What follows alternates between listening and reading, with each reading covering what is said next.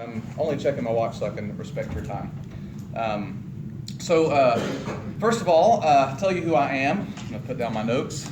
I collected my thoughts while I drove my classic 2005 Toyota Sienna down to Athens from Gainesville today from my full-time job as a teacher. I want to introduce myself just a bit. My name is Josh McCall. I have been living in the 9th District now, which covers, it's right next to the 10th, and it's the northern part of Clark. So some of you may actually be living in my district. So that's where I'm running. I'm running for Congress against a man named Doug Collins, who is one of the most race-baiting, I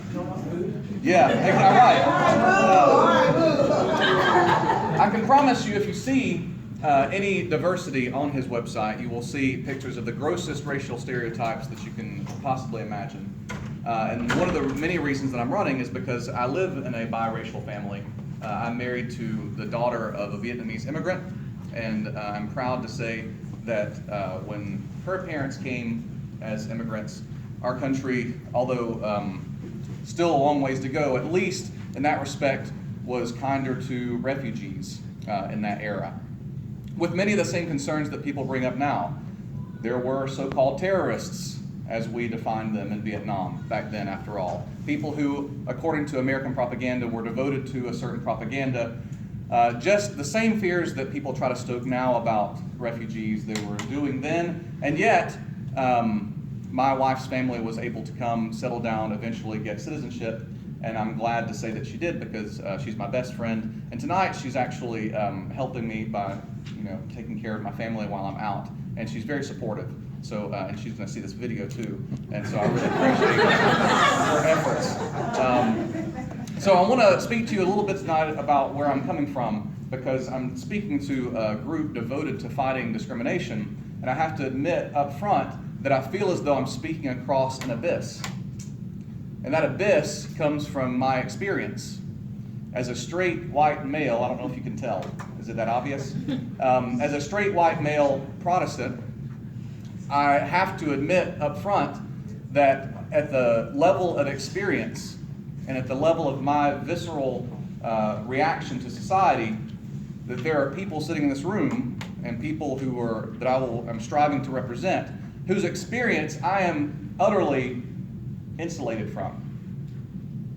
It's some of the same things I complain about when I complain about Washington, where, according to cable news, the drama of our nation is played out under marble towers between mostly white men in expensive suits.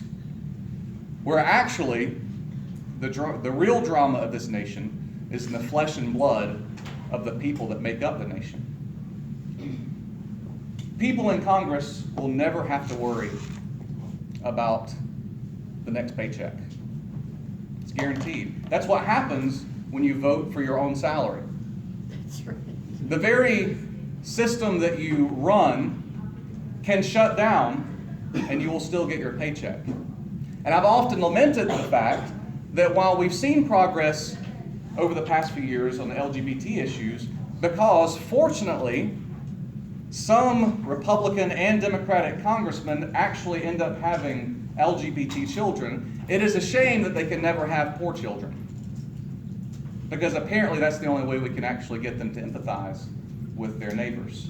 So I have to acknowledge my own insulation from many of the experiences in this room, and I'll start off with a story and where this situation hit home for me. I was teaching at Meadow Creek, which has about a 3% white population.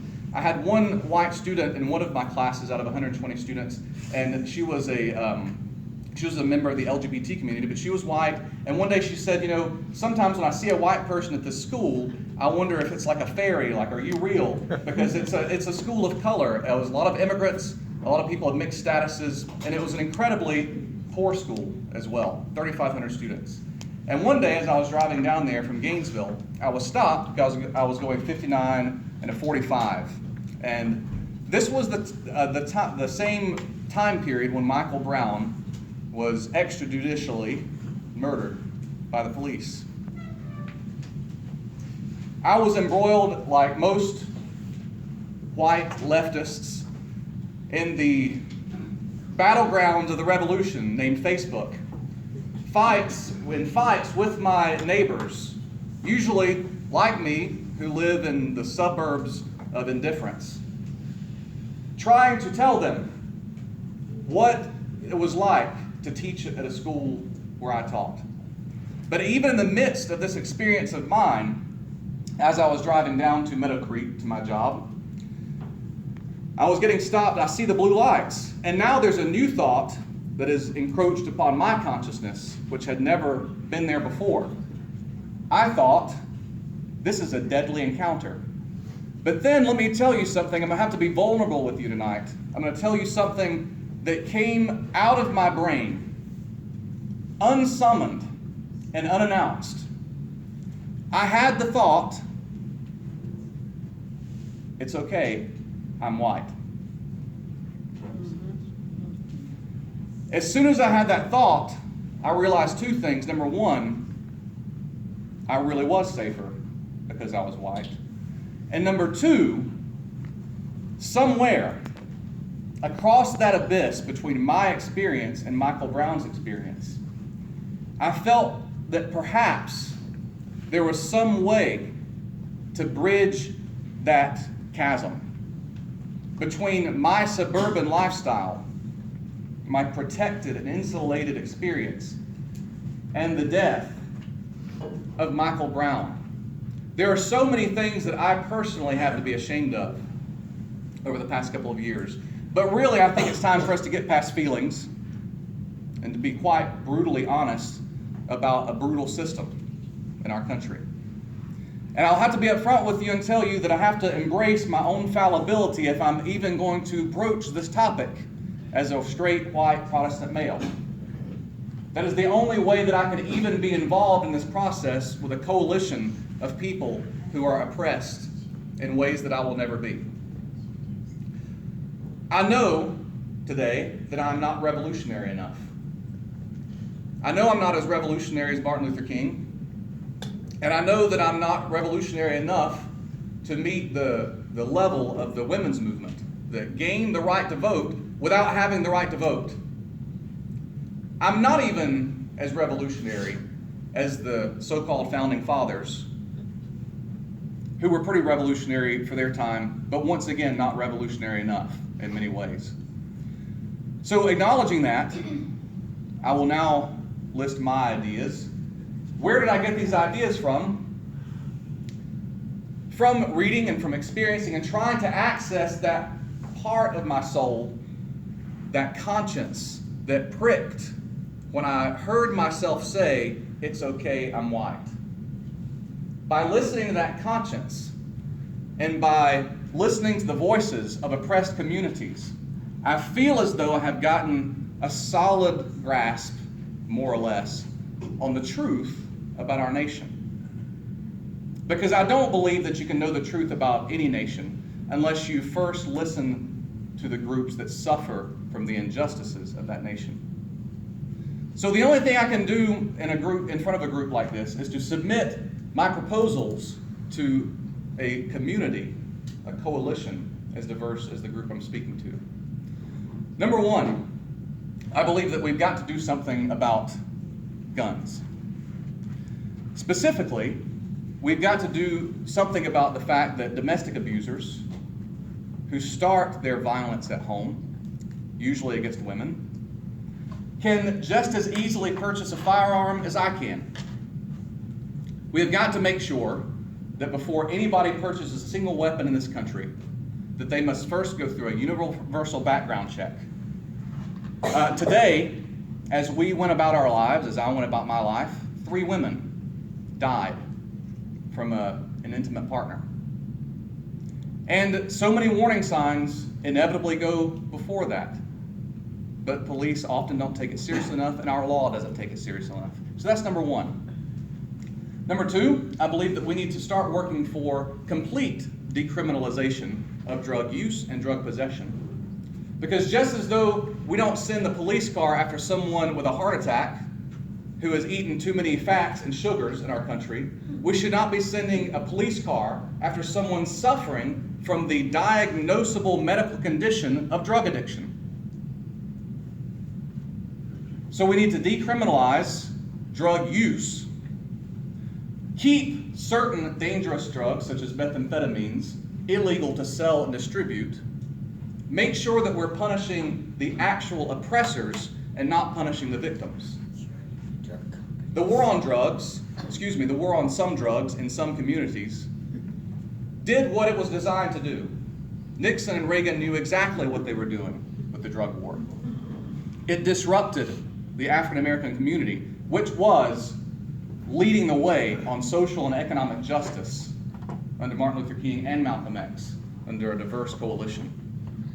So one of the ways of rehabilitating our country is to, looking back, release people in jail for mere possession, and looking forward, expand treatment options for people who are addicted, and for people who are not addicted, mind our own business. Finally, I want to make sure I hit all of my points here, and I did teach all day today, so excuse me, my brain is not at full function. I also want to say that full employment would be a wonderful reality for our country. And we think of this as impossible, of course, because the political discourse right now, as it is framed around what happens to Wall Street. The economy is whatever happens to rich people. But the real economy would do much better if we reached full employment, which we did, by the way, in the middle of a depression. When we were a poor nation, we reached full employment. We are a far wealthier nation now than we were then. And I think that going forward, we need to focus on programs of relief in communities that offer labor, meaningful labor, which is a way to revitalize a community. It gives you a social context, and more importantly, it gives you a social context to organize as labor, as the identity. And to close, I'd like to talk a little bit about,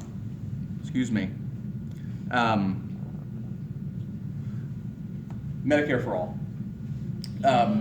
We see in the news when the Nazis run over a woman, or when they Zeke Heil around a Confederate monument. But unfortunately, a lot of the everyday sufferings of people from oppressed groups we do not see in the news.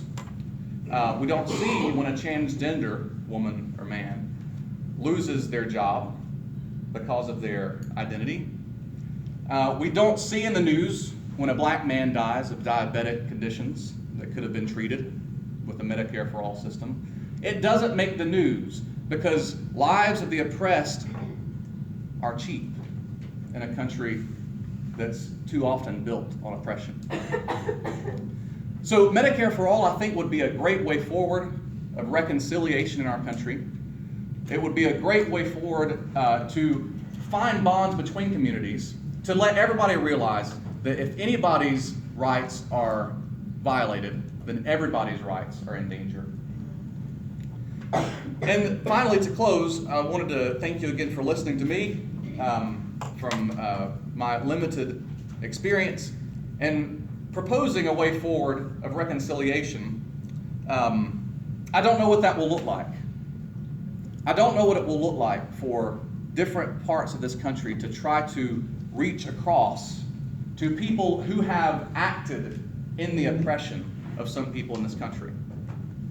I don't know how to talk to my students who are from mixed status backgrounds to say, you are in the same community as the people who voted to have you deported without rights.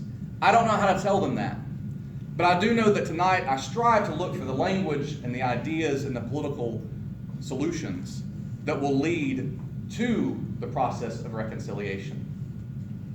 Because looking forward, we've got to find a way not only to see ourselves as part of this community, but to also make sure that people who live insulated like me see themselves as part of the same community, because we are. There is nothing that so intimately connects us than the economy, or than our flesh and blood. So in closing tonight, the way forward is going to be difficult, clearly. I don't even know the language to find it yet. But I want to thank you for meeting tonight, for showing up, because showing up is clearly the first step in a revolution. And I do want to make this pledge that I will try to be as revolutionary as the oppressed groups of our nation know we need to be. Thank you for inviting me to speak tonight. Thank you so much.